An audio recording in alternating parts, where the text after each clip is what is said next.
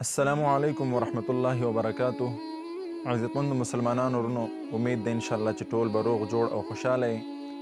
زما مسلمانانو ورونو، په نننۍ ویډیو کې به انشاءالله د قرآن مجید یو مختصر آیات مبارکه زه تاسو ته ښیم چې کله دغه آیات مبارکه تاسو 13 مرتبه ووایئ، 13 مرتبه، او دغه آیات مبارکه دی د سوره انعام 14 آیات دی.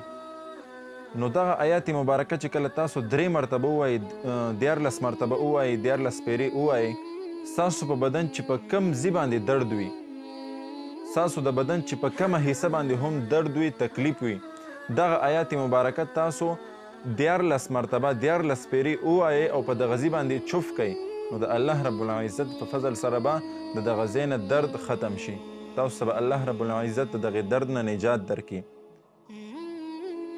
او مولانا اشرف علي تانوي رحمه الله هم د دغه آیات مبارکه په باره کې دا لیکلي دي چې دغه آیات مبارکه کې خاصیت دغه دی چې کله یو مسلمان دغه ووایي 14 مرتبه او چې په کم ځای باندې د هغه درد وي، تکلیف وي، په هغه ځای باندې ورچوف کړي، نو الله رب العزت به ده ته شفا ورکوي په هماغه ټایم سره.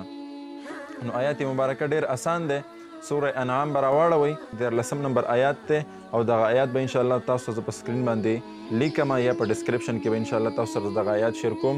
آیات مبارکه دا دی: اعوذ بالله من الشیطان الرجیم، بسم الله الرحمن الرحیم، وله ما سکن فی اللیل والنهار وهو السمیع العلیم. مختصر آیات دی. نو انشاءالله دغه آیات به تاسو سره زه شیر کم چې ستاسو په بدن په کم ځای باندې تکلیف وي، درد وي، څه مشکل وي، نو دغه آیات مبارکه تاسو وایئ او په دغه ځای باندې ورچوف کوئ. انشاءالله الله رب العزت به د دغې آیات مبارکه په برکت سره تاسو ته د دغې درد نه خلاصۍ درکوي، نجات به درکوي انشاءالله. او دغې آیات مبارکه سره به کوشش دا کوئ چې مخکې وروسته به درود شریف خامخا وایئ. نو د 3 پیرې به مخکې درود شریف وایئ، 3 پیرې اخره کې، بیا به دغه آیات مبارکه په خپل ځان باندې چوف کوئ. الله رب العزت د عمل کولو توفیق راکړي.